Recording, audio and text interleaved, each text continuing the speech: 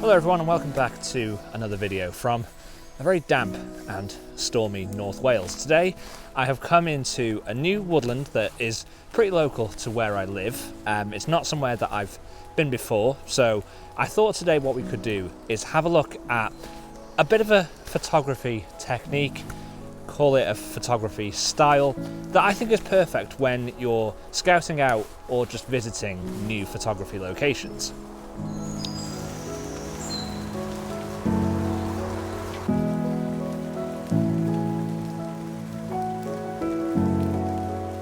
Now, calling this a photography technique may be using the wrong term, but it's definitely a way that you can approach taking and presenting your photos, and it's a good method to help you get out of the mindset of just taking single images and finding single images when you're visiting new places. Now, this method is called triptych photography, and it basically just refers to a set of 3 images. Now, those 3 images can be any number of things, but the whole point of this method is that each individual image needs to work in harmony with the set of 3 images as a whole. Now, why is this particularly useful, and why am I enjoying approaching photography in this way? Well, I have said in previous videos recently on this channel that the summer photography season is one that is quite uninspiring for a lot of photographers, and I've been trying to come up with creative ways to, I guess, keep photography fun and interesting for me, and hopefully sharing that with you will eventually make it, more interesting and enjoyable for yourselves. But what I thought this particular method was good for is when you're visiting new locations that you haven't been to before.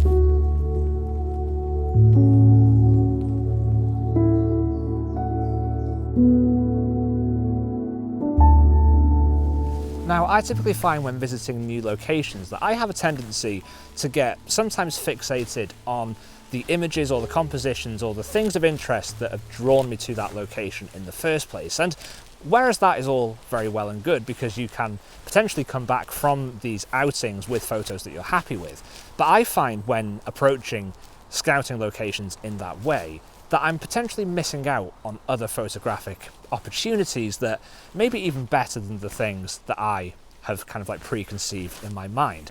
And this triptych approach of just coming away with 3 images and thinking about the images individually, but also about how they work together, I think forces you to be a lot more aware of your surroundings. You're going to take in these surroundings in a lot more depth and a lot more detail because you're going to be hunting for things that photographically, yes, may work by themselves, but there's that extra level and there's that extra layer of intentionality with creating these triptychs that I also find just makes you appreciate and really fully immerse yourself in these locations. So that's what I'm going to try and do today.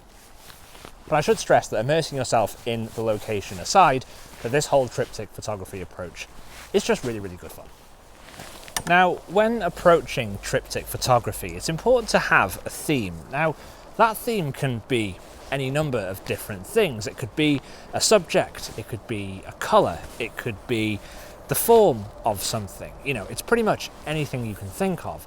And you don't even need to necessarily think about a theme. You could just approach this whole exercise as just making sure that you only come away with 3 photos. That kind of leans into that whole idea of intentionality, where you're purposefully shooting as opposed to just taking photos of everything, because you will get better results by taking more time and being a little bit more considered.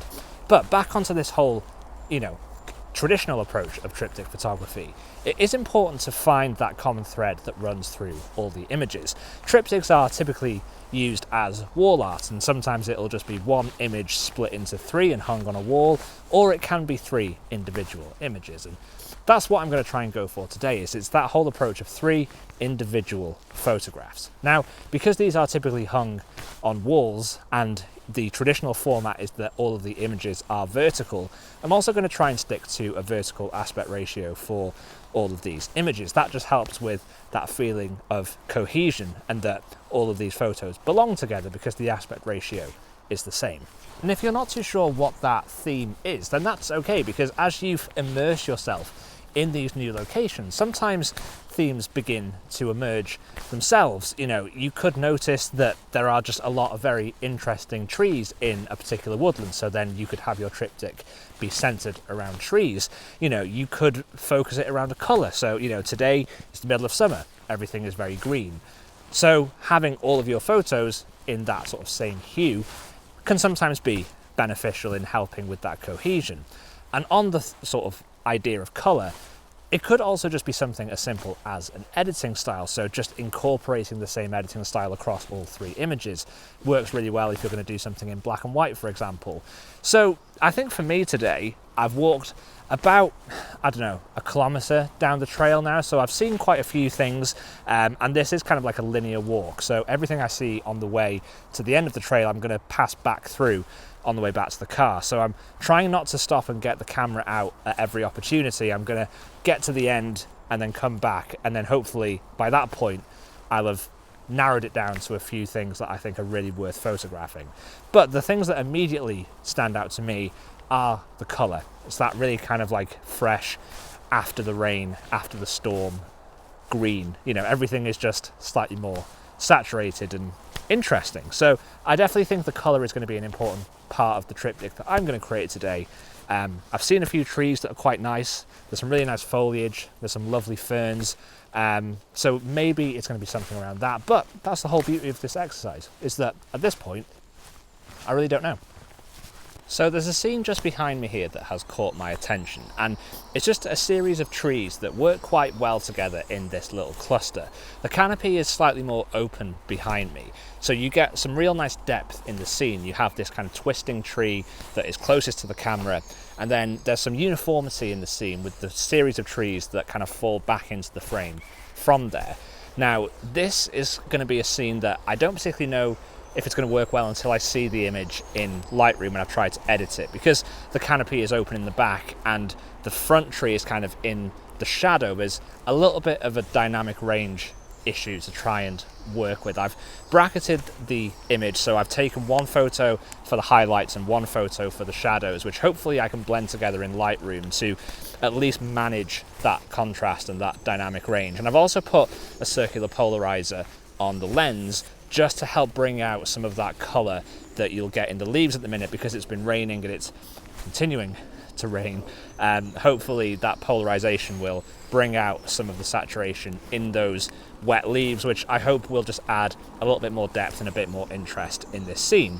Now, I think this composition of these trees is quite indicative of this particular woodland and the woodlands in this area. Therefore, I think that it's an image that could work quite well in a triptych which tries to tell the story or give an impression of this particular location. So don't know entirely if it's going to work, but I'm going to put the image up on screen now, because I definitely think it's a composition that is worth keeping in mind for future visits, maybe on a day with a bit more mist, possibly coming back in the autumn, you know, that sort of thing.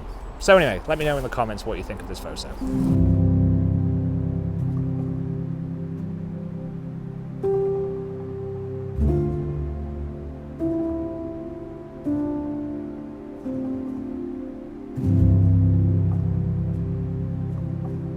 Now, speaking on that point of intentionality, I think this scene here is a good example of when it's sometimes good to move on, and why this exercise will teach you the importance of moving on and disregarding compositions. Now, I saw this kind of fallen tree here, and it kind of points into the frame at all of these ferns and this tree in the background with all this ivy that's kind of like wrapped around it.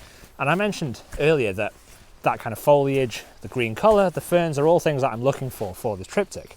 And that leading line is quite nice. However, I'm not a massive fan of the midground, all of this kind of like wet mud. It's just too much brown. There's loads of brown on the fallen tree, there's loads of brown on the path, and I just think that there's not really enough balance there. So although I saw it and saw potential, after assessing it, it's not something that I'm going to include.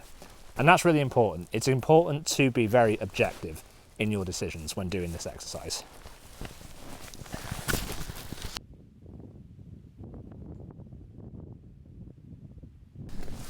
So I appear to have run out of woodland, but that's okay, because I'm pretty sure we're at the end of the trail now, so it's just a case of sort of heading back and trying to pick up on some of the things without getting attacked by flies.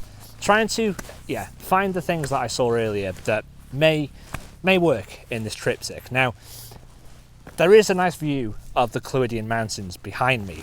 I think that is something that is quite indicative of this woodland, is where it's situated in the Clwydian Range, which is an area of North Wales that is deemed an area of outstanding natural beauty.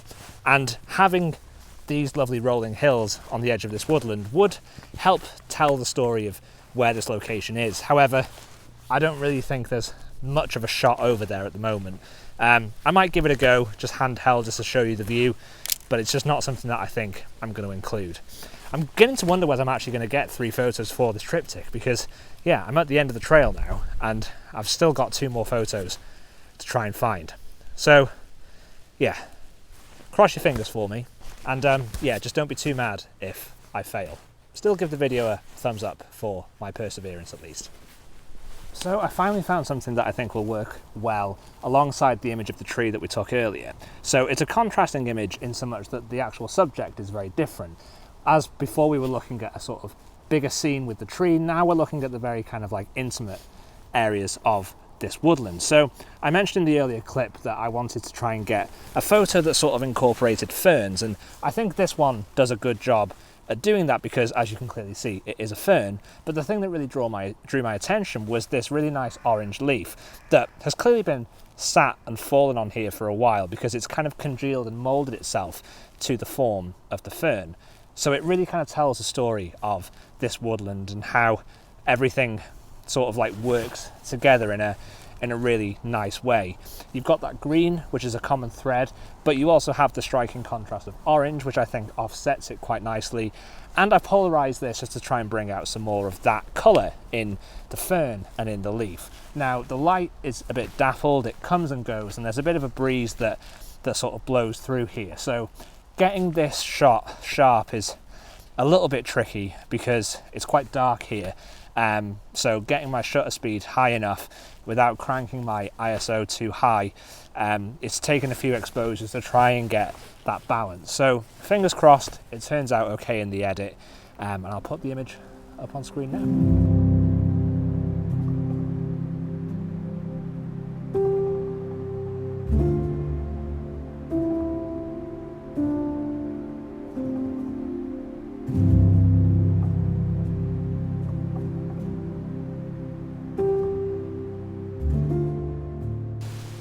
So just in time for the heavens to open, the final image that I wanted to include in my triptych is this very kind of macro shot of what is called, I believe, wood millet, which is a type of grass that is native to old woodlands. So I thought that was quite nice in contrast, because we don't have anything that is hyper macro with some nice kind of bokeh in there.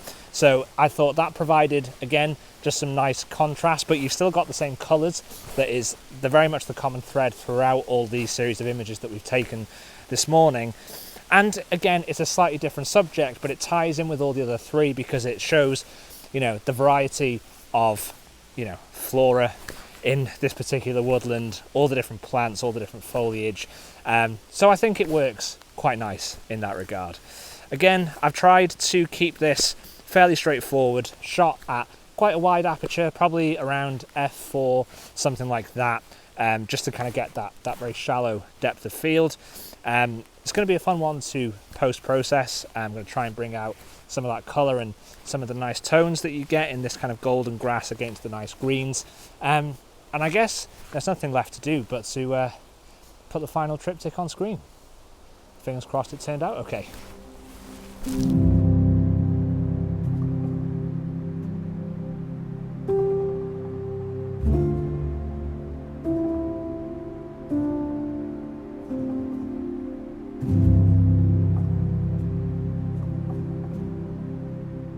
So it was a bit touch and go there, but we did manage to get those 3 images, and I think that's what this exercise is so great for, is that it teaches you to persevere, because there are always compositions and there are always photos to be found. You just have to look a little bit deeper, and that's what this exercise is perfect for. It just gets you in tune with your surroundings, and that's going to give better photographic results. So if you've enjoyed this video, do make sure to give it a thumbs up, subscribe and ring the bell so you get notified of when new videos go live. And there is a new feature that I've just released on my website called the Photographer's Journal, which is my blog all about being out in the field, and it's a bit more of a behind the scenes in-depth look at these videos. I'll be sharing extra photos that didn't make it into this video. I'll be talking a bit more in depth about the techniques and the locations that I visit. So if that is of interest, I will leave a link for it in the description below.